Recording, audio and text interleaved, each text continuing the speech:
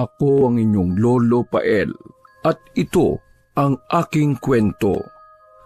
Agawan sa pamana ni Lola.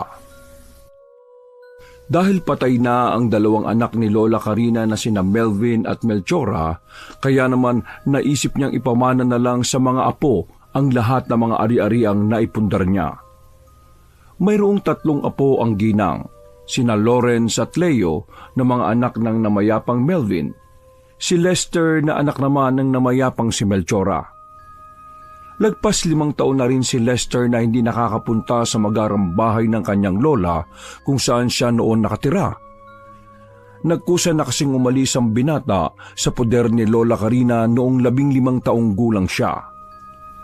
Umiwas na lang din kasi ang binata sa sakim niyang tiyahin na si Criselda at ang pinsan na hindi rin maganda ang pakikitungo sa kanya.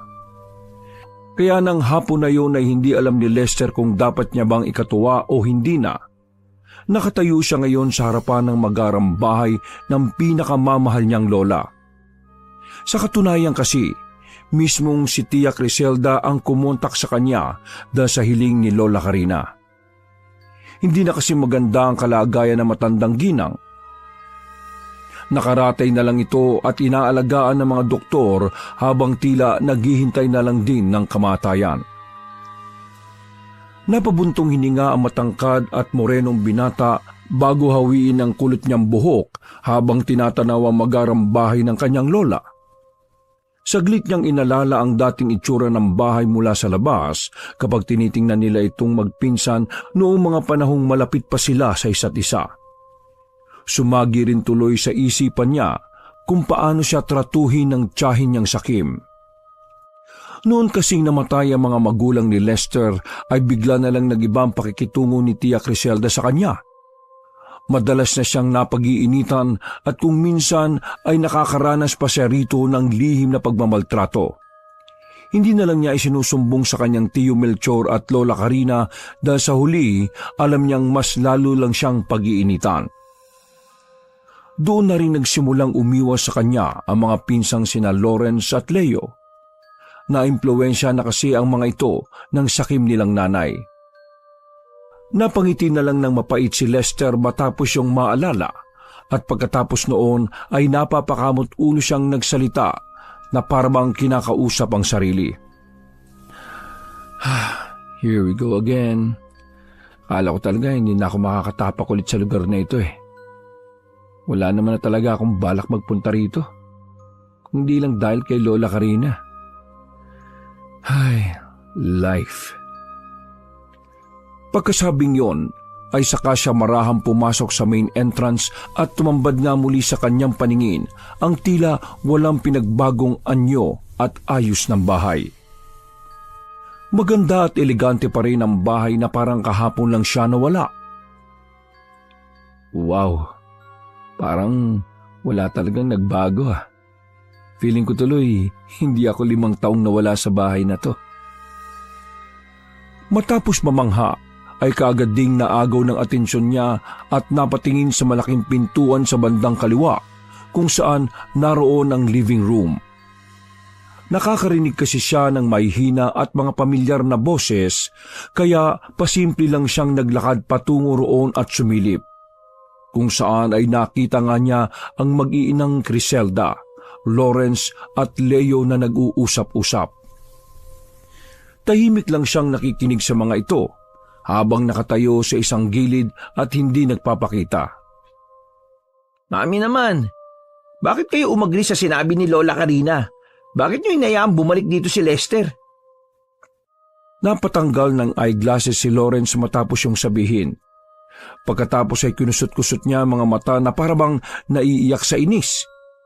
Pagsuot niya uli ng salamin ay muli niya kinausap ang ina. Ma'am, gawan niyo naman to ng paraan. Ayaw ko nang makita yung pagmumukha ng Lester na yun dito, no? Baka mamaya, mapunta na lang lahat ng atensyon ni Lola sa taong yun.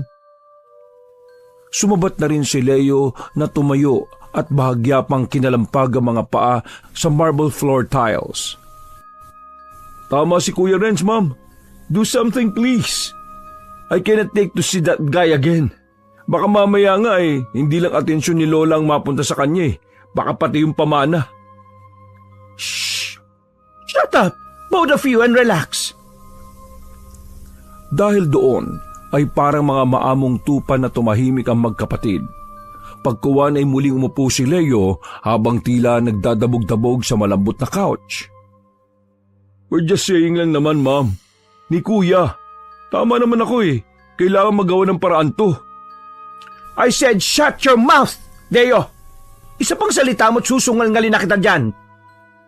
Mula sa pwestong kinaroroonan ay tahimik na napangiti si Lester pagkarinig sa sinabing yun ng kanyang tiyahing sakim.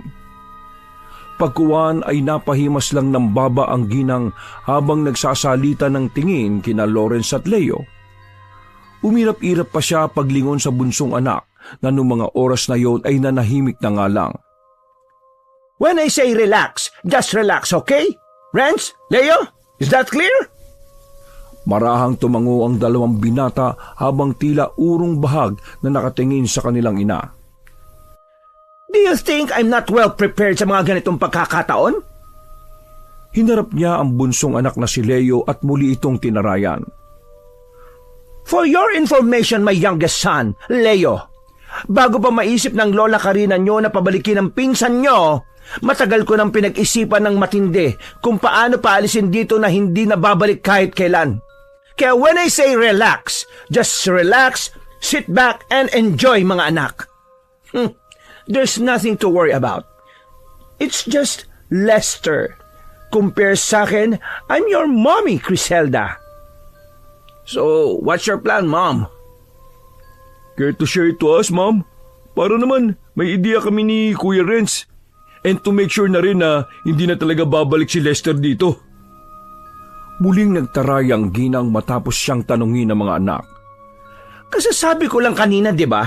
Relax. Relax lang kayo at si Mommy na ang bahala.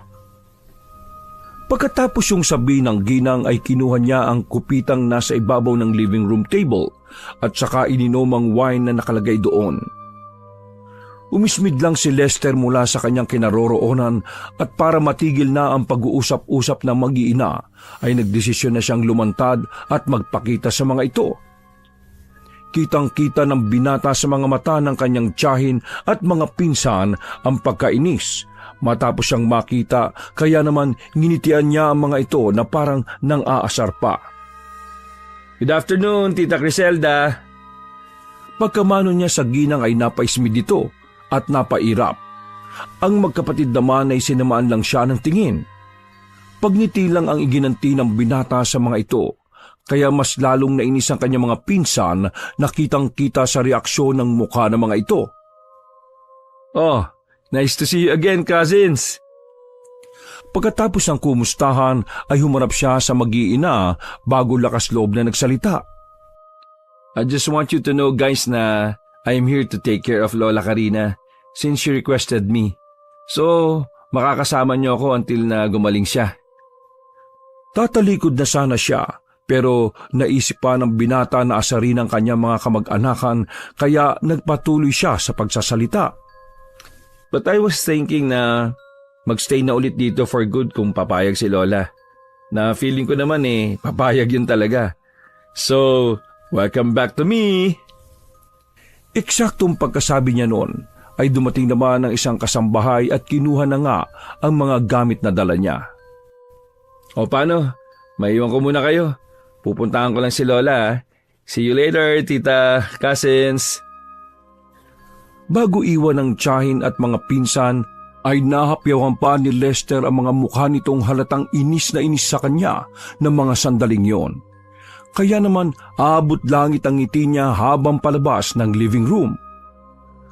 Pag-akyat ng binata sa silid ng kanyang lola, ay naabutan niya yon na pinaiinom ng gamot ng personal nurse nito. Hindi kaagad siya lumapit. Hinayaan niya lang muna na matapos at nang lumabas na ang nurse sa kwarto ay saka siyang ngumiti at kumaway dito. Hindi maipinta ang mukha ni Lola Karina pagkakita sa kanyang apo. Halos mapaluha naman si Lester subalit pinigil niya ang sarili dahil naisip niyang baka makasama pa yon sa lagay ng matandang babae. Hindi rin maiwasan ng binata na mag-alala ng husto matapos makita ang malaking pagbabago sa kanyang lola. Nangangayayat kasi ito ng husto. Nang nasa tapat na ang matandang ginang, ay kaagad siyang nagmano at yumakap dito. O Lola, nangayayat yata kayo. Kung ano-ano po sigurong iniisip niyo eh.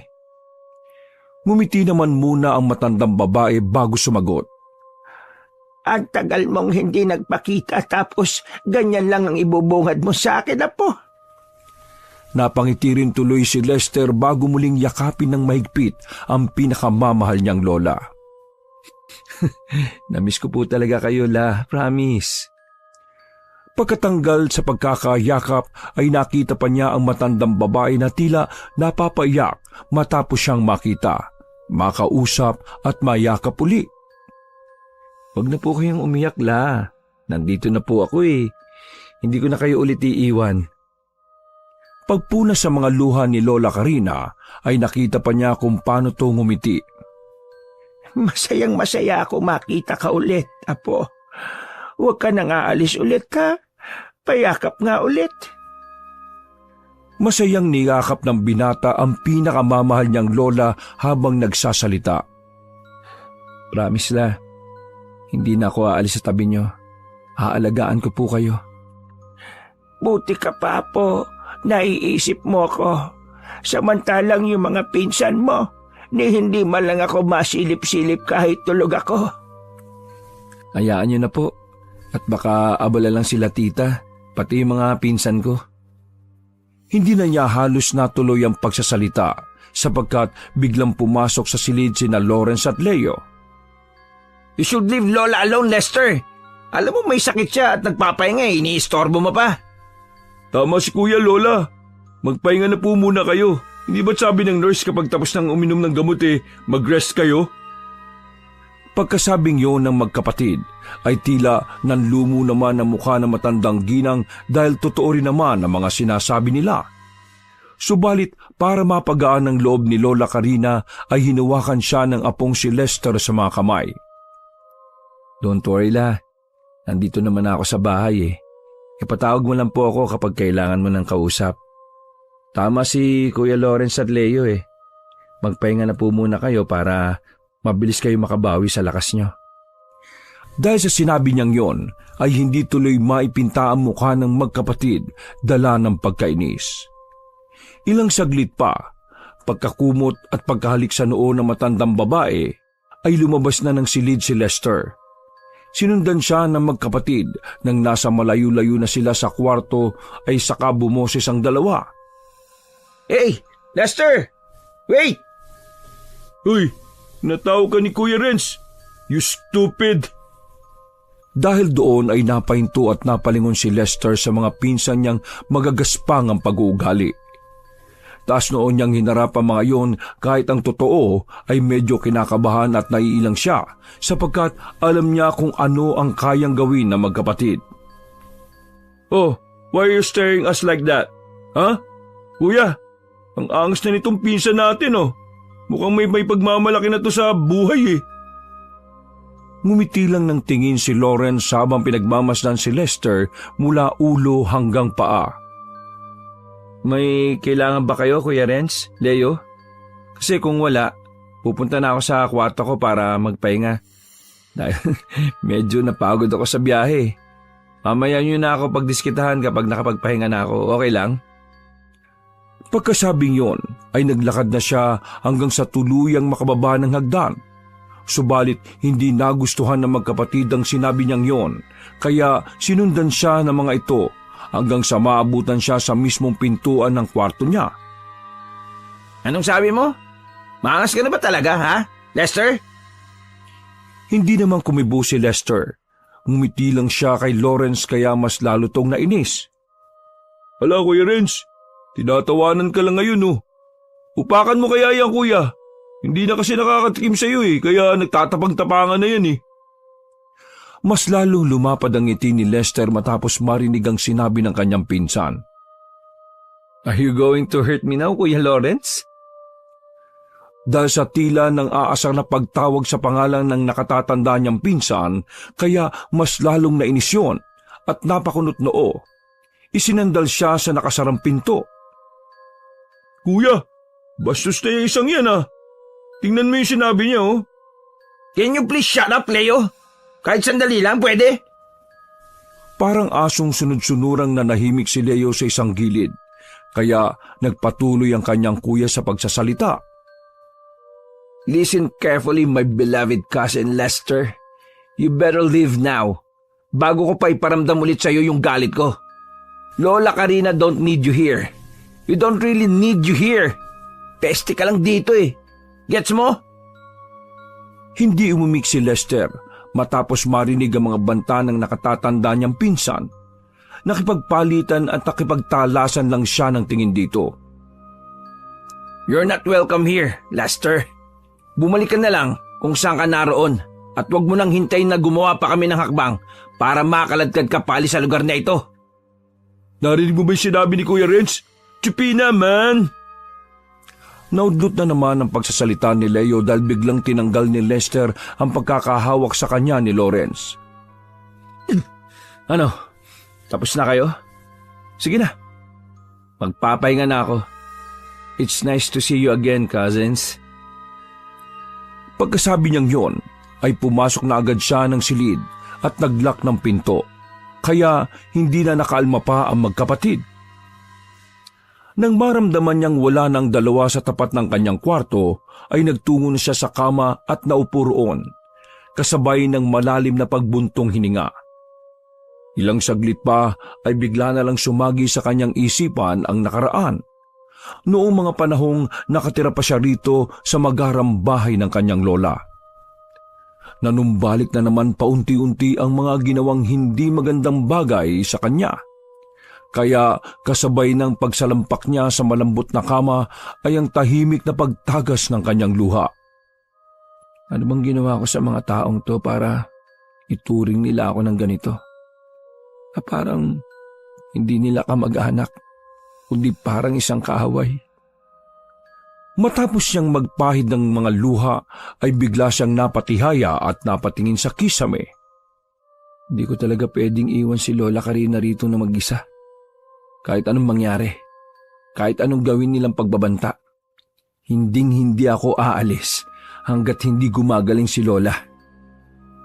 Pagkasabing yon ay pumikit na siya hanggang sa makatulog ng mahimbing.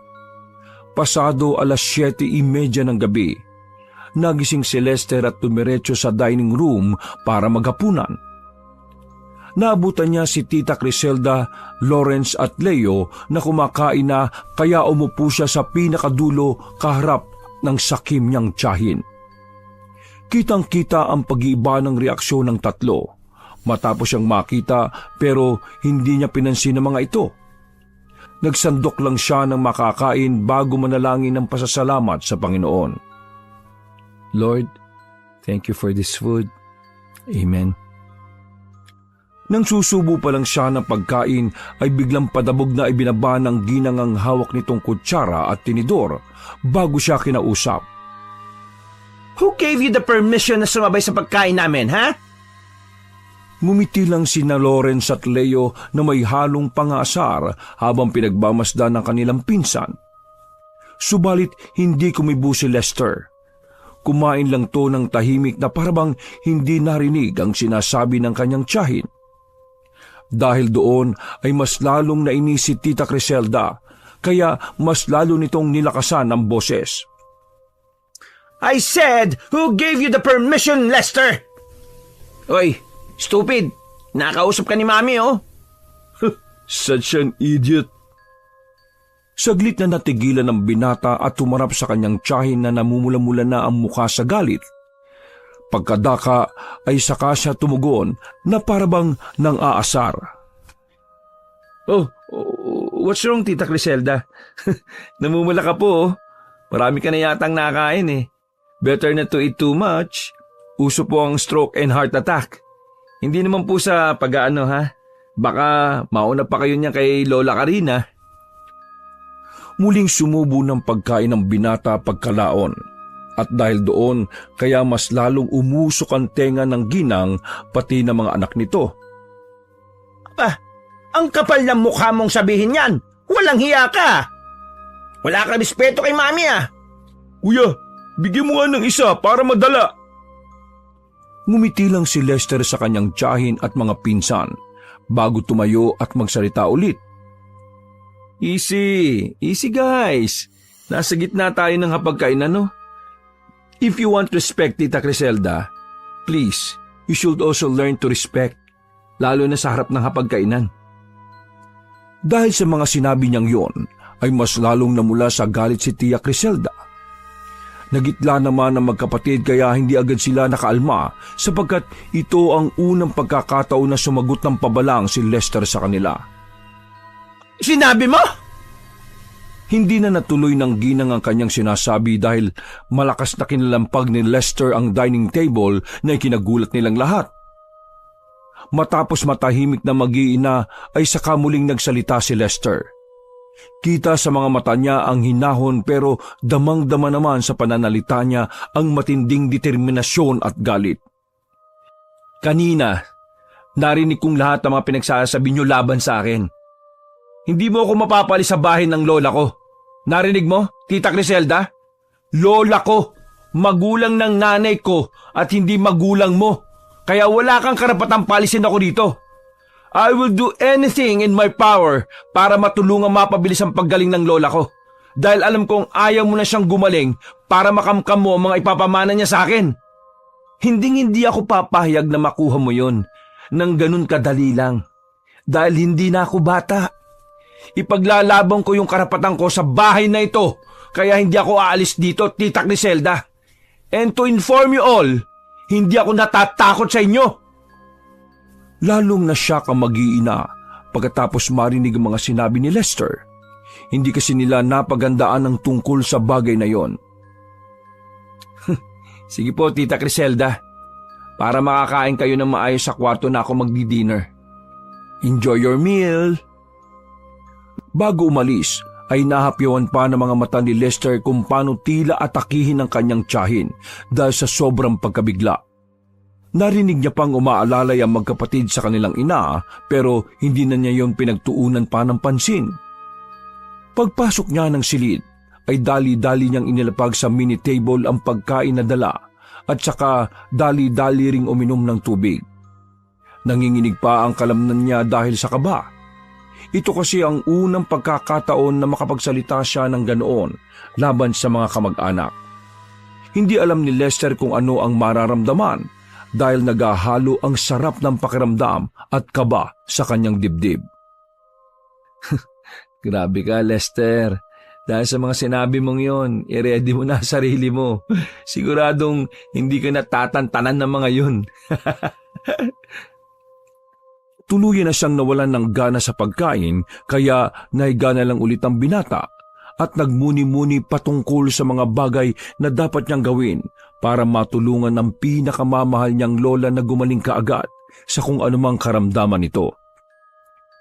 Makalipas ang ilang oras ng gabing yon, bago matulog ay siniguro muna ni Lester na nahihimbing na sa pagtulog si Lola Carina. Nagtungo siya sa silid nito at ang ayos ng lahat ay bumalik din siya kaagad sa kanyang kwarto para makapagpahinga na rin. Bago humiga sa kama at ipikit ang mga mata para matulog, ay dumulog muna ang binata sa Panginoon at nagpasalamat dahil muli niyang nakasama ang pinakamamahal na lola. Pasado 10:00 na ng gabi nang siya ay makatulog, subalit naalimpungatan din ang binata matapos makaramdam na tila may madulas na malaking bagay na gumagapang sa kanyang higaan. Pagbukas ng switch ng ilaw ay doon na nga tumambad sa kanyang paningin ang dalawang naglalakihang sawa. What the... Bakit nagkasawa dito? Napahayaw din siya ng malakas dala ng takot at saka dali-daling tumakbo para lumabas ng kwarto. Subalit hindi niya mabuksan dahil parang may nakaharang sa labas ng silid. Langyang yan, anong gagawin ko? Kinuha niya ang isang stainless na upuan at saka niya pinaghahampas ang doorknob hanggang sa masira nga ito.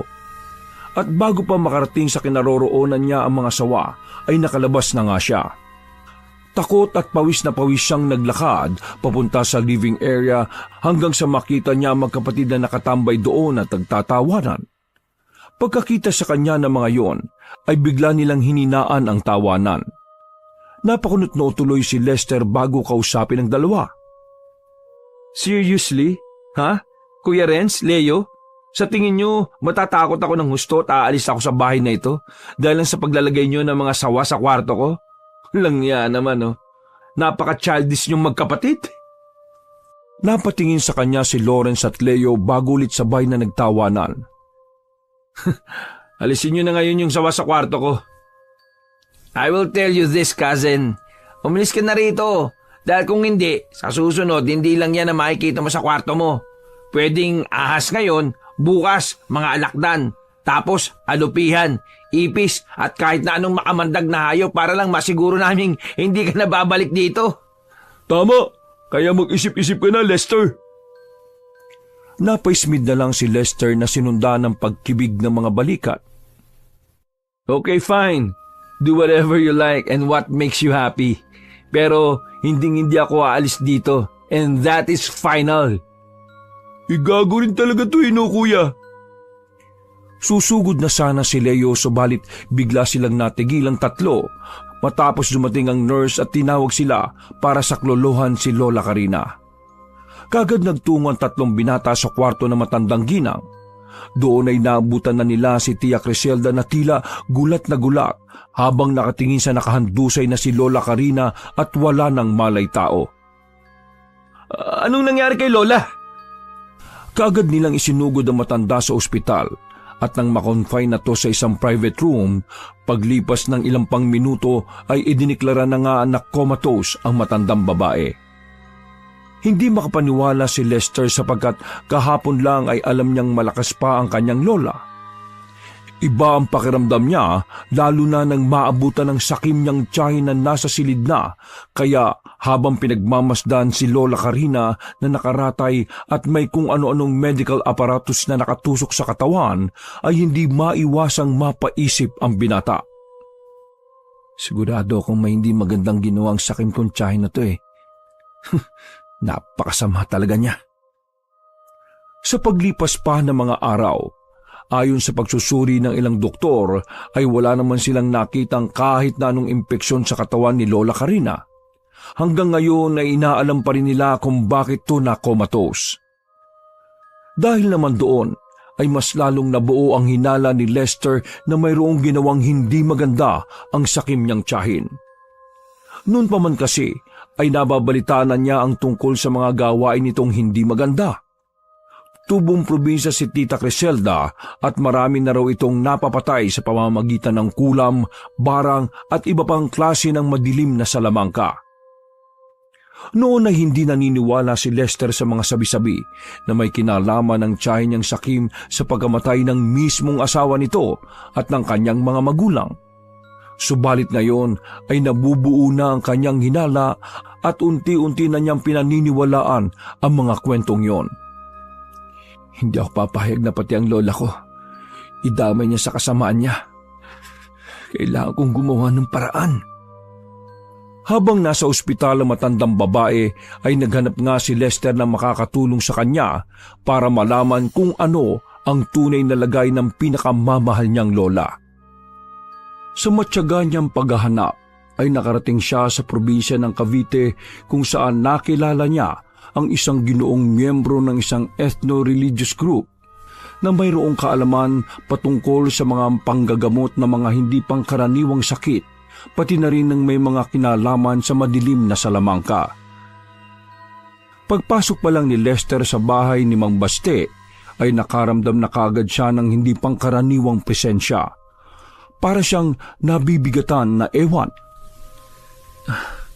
Ano ba tong pakiramdam ko? Hindi ko ma-explain. Pasimple siyang napayakap sa sarili dahil sa kakaibang kilabot na nanunuot sa kanyang kalamnan. Pagkalaon ay napalingon na nga siya sa sandamakmak na imahe ng mga ribulto sa buong bahay. May mga kung ano-ano ring bato at botelya na may lamang likido ang nakasabit na lang sa kung saan-saan.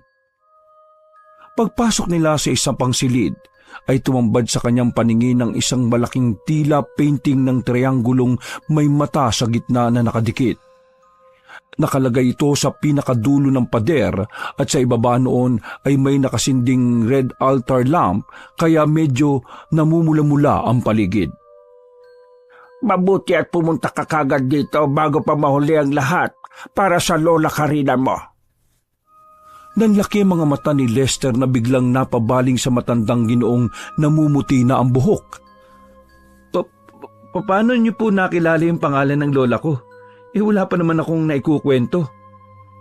Hindi mo na kailangang ikwento. Pagpasok mo pa lang dito sa bahay ko, alam ko na ang lahat. At tama nga ang hinala mo. Tama ang ginawa mo na lumapit sa akin dahil totoong gusto nang patayin ng tiyahin mo ang iyong lola. Sa tingin mo, ano ang dahilan, Tutoy? Napaisip ng bahagya si Lester bago naiilang na tumugon. Dahil po sa pamana ni lola? Nagkibit balikat ang matandang lalaki bago paupuin ng binata sa tapat ng antigong lamesa. Pagkalaon ay saglit siyang lumabas at pagbalik ay may dala na siyang transparent na basong may lamang tubig at itlog. May kahit anong dala ka bang gamit ng lola mo? Kinuha ng binatang singsing ng kanyang lola sa bag at saka iniabot kay Mang Baste. Binulungan ito ng matandang lalaki at hinipan yon bago ilagay sa basong may tubig. Pagkalaon ay hinawakan niya ang baso. Mahina siyang nagwika ng mga salitang hindi maunawaan ng binata at habang pinakikinggan ng mga orasyon ay unti-unting nagtatayuan ang mga balahibo ni Lester. Dahil doon ay napahimas siya sa magkabilang braso pati na rin sa batok. Nang matapos na ay hinawakan naman niya ang itlog at saka ito inurasyonan. Nangilabot na naman si Lester pagkadinig sa mga lengguwahe na hindi niya talaga maunawaan. Pasimple na lang siyang nag-sign of the cross habang bumubulong din ng dasal. Lord, sana magising at gumaling na si Lola Karina at mapagbayaran na ni Tita Criselda ang ginawa niya kung totoo man talaga yun.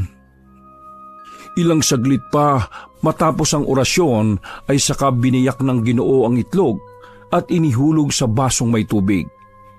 Hinawakan at tinakpan niya rin kagad ang baso para hindi muna makita ng binata ang resulta. Bago natin simulan ang pagbabasa at pagki-cleansing, ipapaliwanag ko muna sa iyo para mas maunawaan mo kung paano to gumagana. Tumuhutango lang ang binata mula sa kanyang kinauupuan, kaya nagpatuloy si Mambaste sa pagsasalaysay. Nagiging epektibo lang to kapag may formal o tamang orasyon. Pwede mo tong gawing mag-isa kapag praktisado mo na ang orasyon. Pagkatanggal ng Ginoo sa pagkakatakip ay umalingaso kaagad ang napakabahong amoy na parang pinaghalo-halong nabubulok na bagay. Dahil doon ay napatakip ilong si Lester habang naluluha ang mga mata dahil muntik na siyang masuka dahil sa nakakasulasok na amoy.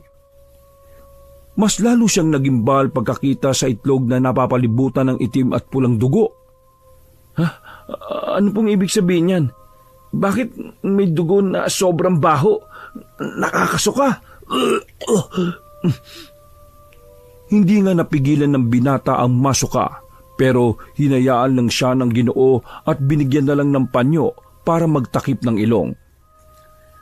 Ibig sabihin ng napakabahong amoy ay mayroon kang masamang elemento ang bumabalot sa lola mo. Totoong nakulam siya. Ang ibig sabihin naman ng dugo, yung presensya ng evil spirit, kinukurap na ang katawan ng lola mo. Bukod doon, tingnan mo to. Nanlaki na naman ng mga mata ni Lester, kasabay ng mabilis na pag-akyat ng kilabot sa buo niyang pagkatao pagkakita sa hugis mukhang nasa itlog. Hindi lang kasi ito basta hugis mukha dahil hawig na hawig talaga ito ni Tia Criselda niya. Malinaw na hindi lang gusto talagang patayin ang lola mo. Hindi alam ni Lester kung ano ang mararamdaman niya sa mga oras na yon. Naawa siya para kay Lola Karina dahil sa kabila ng kabutihan nito ay ganito ang isinukli ng sakim niyang tiyahin. Napaksama talaga ng babaeng yun. Sabihin niyo po sa akin kung paano maililigtas ang lola ko.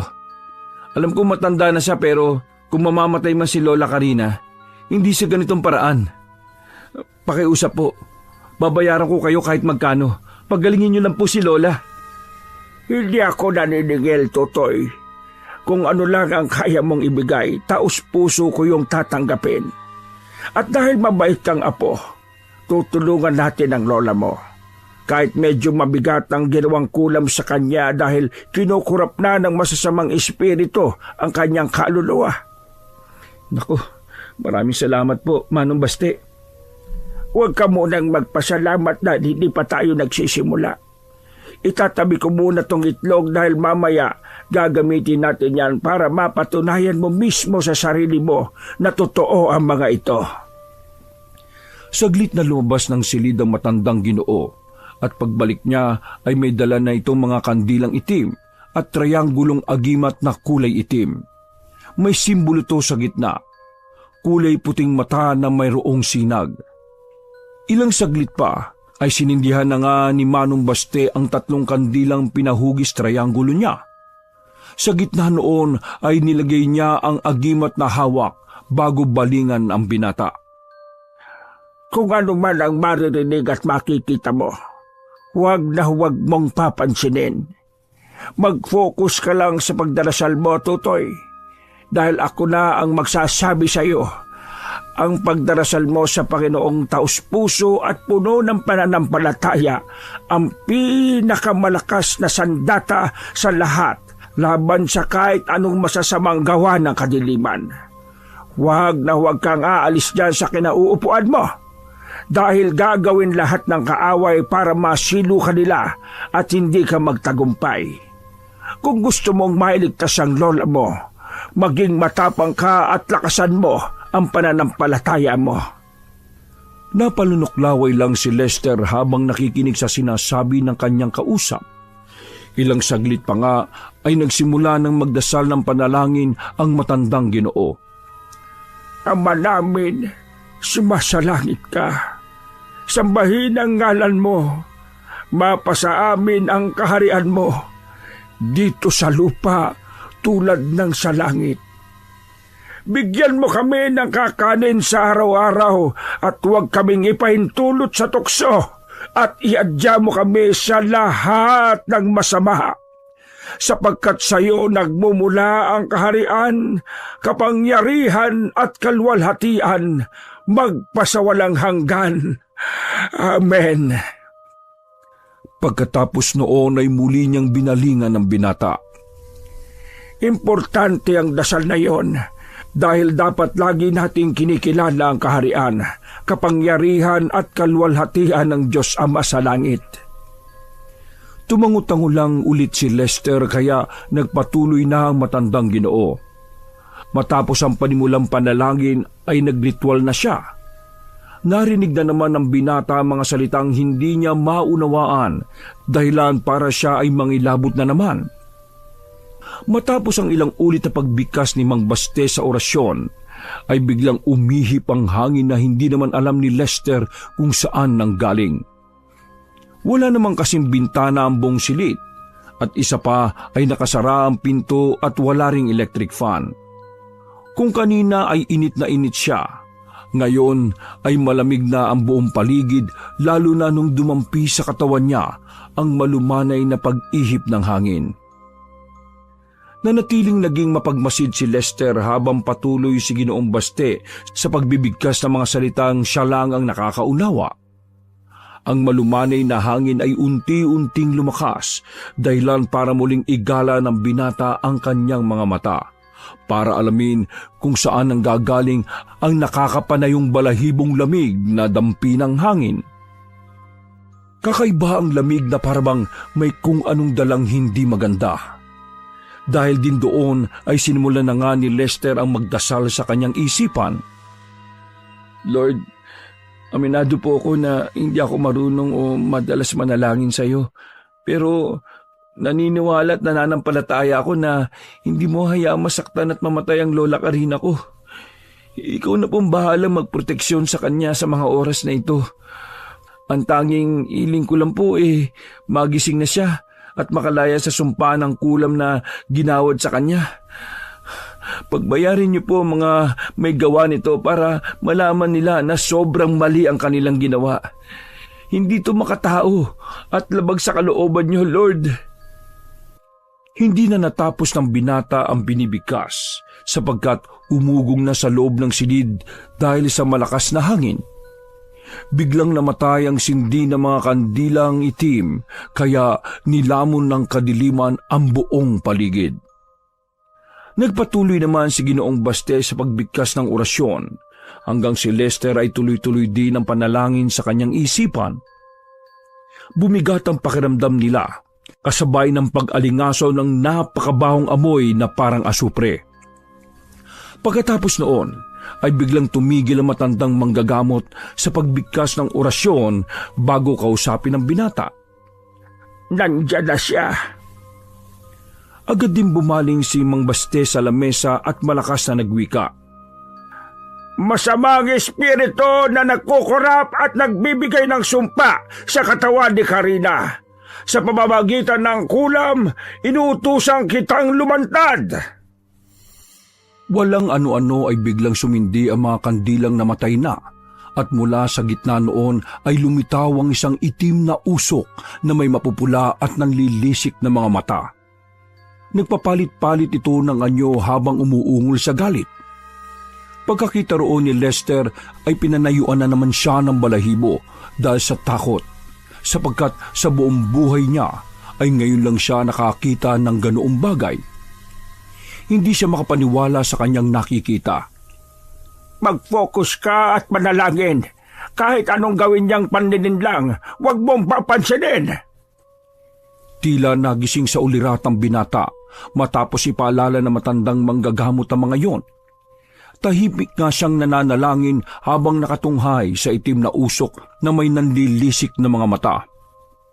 Sinubukan ng itim na usok na salakayin si Manong Baste, subalit tila nakulong to sa bawat sulok ng patrianggulo na pwesto ng mga kandila. Ngayon, masamang espiritu, ibabalik na kita kung saan ka nang galing, pero kapag nagpumilit kang manlaban, tutunawin kita ng agimat na nasa ilalim mo. Nang mapalingon ng itim na usok sa nasabing agimat ay tila ba pilit siyang kumakawala sa pagkakakulong.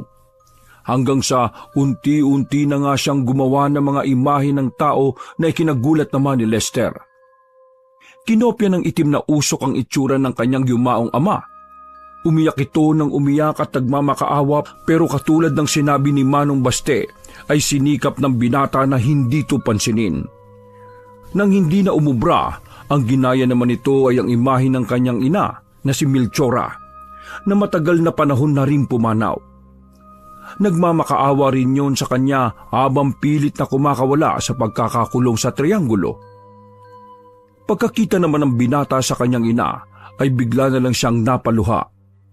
Miss na rin talaga niya kasi ang kanyang mga magulang kaya lang ay alam niyang matagal nang patay ang mga ito. Kaya kahit nasasaktan ay ginawa niya ang makakaya niya para hindi matukso na pakawalan ito. Dahil doon, ginaya naman ng itim na usok ang mukha ng pinakamamahal niyang Lola Karina. Naninikluhod din ito at nagmamakaawa kay Lester. Baste, apo, tulungan mo ako. Ang totoong nagpapahirap sa akin ay hindi ang tiyak Griselda at ang mga pinsan mo, kundi ang taong kasama mo ngayon. Siya ang dahilan kung bakit ako nakaratay sa banig ng karamdaman. Tulungan mo ako, apo. Papatayin ako ng taong yan. Masama siya. Masama siya. Natulala at napaluha na lamang si Lester pagkakita sa imahe ng kanyang lola na tila nahihirapan sa mga nangyayari. Subalit katulad ng sinabi ng manggagamot, kailangan niyang tibayan ng loob para hindi masilo ng kaaway na nagpapanggap. Hindi ka totoo! Tumigil ka! Pagkalaon ay pumikit na lang siya at nagpatuloy sa pananalangin dahilan para magalit ang itim na usok na nag-anyong si Lola Karina. Wala kang utang na loob na bata. Dapat lang talagang lumayas ka sa bahay ko. Wala kang kwenta. Nahihirapan na lola mo. Ayaw mo pang tulungan. Kapag ako'y namatay at hindi na nagising, kasalanan mo ito. Habang buhay mong pagsisisihan ng pagkawala ko. Nanatili lang na nakapikit si Lester at pilit na hindi pinapansin ng mga sinasabi sa kanya. Umalis ka na noon at hinayaan mo akong mag-isa. Pagkatapos kitang kupkupin ng mamatay ang mga magulang mo. Ganito lang ay susukli mo sa akin. Dapat hindi ka na bumalik. Hindi na kita ituturing na apo simula ngayon. Wala kang kwenta, Lester. Wala kang silbi. Ikaw ang dahilan kung bakit ako naghihirap ng ganito. Hindi kita pamamanahan. Wala kang... Bago pa madagdagan ang mga masasakit na pananalita ng masamang espiritu, ay unti-unti na itong nilusaw ni Manong Baste. Pagdilat ni Lester, ay kitang-kita ng dalawa niyang mga mata kung paanong tila lusawin ng agimat ang nagngangalit na alagad ng kadiliman hanggang sa tuluyan na itong maglaho. Kasunod noon, ay bigla ring namatay ang mga nakasinding kandila. Dahil doon ay kaagad binuksan ng manggagamot ang red altar light, kaya muling namula ang silid. Nagpunas naman ng mukha ang binata bago harapin ang manggagamot. Tapos na po ba? Ligtas na ang lola mo. Sigurado ko roon. Pero may kailangan pa tayong gawin, Tutoy. Tingnan mong maigi. Muling kinuha ng matandang manggagamot ang basong pinaglalagyan kanina ng itlog. Pagkatapos noon ay kumuha rin siya ng asin at iba pang kakaibang sangkap na hindi alam ni Lester kung ano. Muling bumulong ng orasyon si Manong Baste. Habang nakatunghay ang binata, ilang sandali pa nga ay binudbud niya ang asing inorasyonan kasamang iba pang sangkap. Hinalo-halo niya yun pagkalaon. Ano pong ginagawa niyo, Manong? Ngumiti muna ng tipid si Manong Baste bago tumugon. Malalaman mo pag uwi mo sa bahay ng iyong lola Karina. Sinisiguro ko sa iyong pagbabayaran ng mga masasamang tao ang ginawa nila. Matapos magpasalamat at magbigay ng kaunting tulong, ay nagbiyahe na nga si Lester papunta sa ospital kung saan nakakonfine si Lola Karina. Eksakto na pagdating niya sa room nito, ay naabutan niya mga nurse at doktor na naroon at tuwang-tuwa dahil nagkamalay na ulit ang matandang babae. Hindi naman napigilan ng binata ang pag-iyak pagkakitang mabuti na ang lagay ni Lola Karina.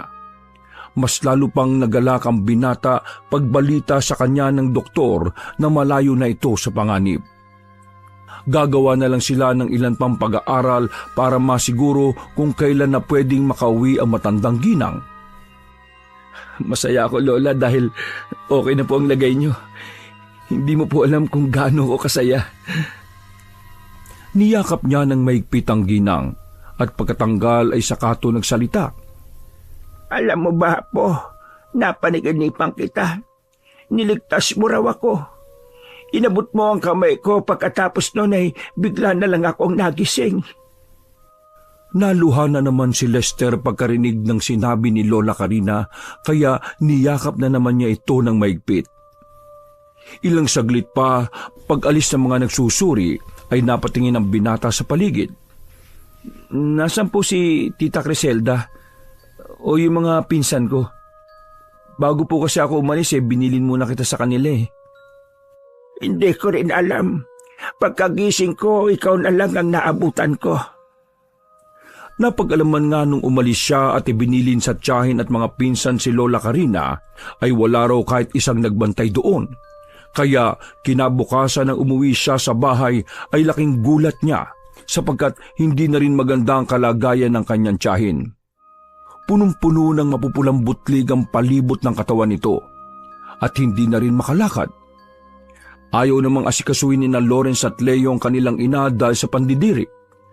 Kaya si Lester na mismo ang nagdala sa ginang sa ospital kung saan nakakonfine si Lola Karina.